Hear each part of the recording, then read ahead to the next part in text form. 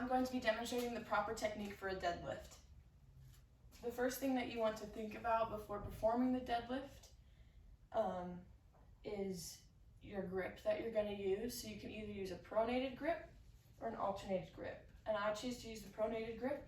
And when there's a bar with knurling on it, you're going to want to do thumb width from the end of the knurling, which should be about here, about shoulder width apart or a little wider depending on what's comfortable for you.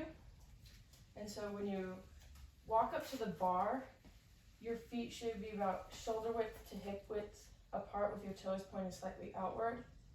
And you're gonna walk under the bar, so it should be about here when the weight is on it. And it should be, your shoelaces should be underneath the bar. And so you have your grip, you're gonna walk out, and instead of pulling with your arms for the deadlift, it is more of like a leg press where you're pushing the weight off the ground with your legs. And so when you're down, and before you even grab the bar, you're not going to want to be too much in a squat. You just have a slight bend in the knees. Your shoulder blades should engage your shoulder blades and your lats.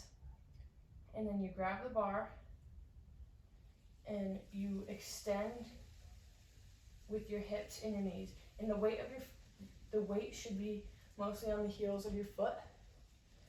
So then you extend while keeping that chest up in a neutral spine, and your shoulder blades and lats engaged throughout the whole thing.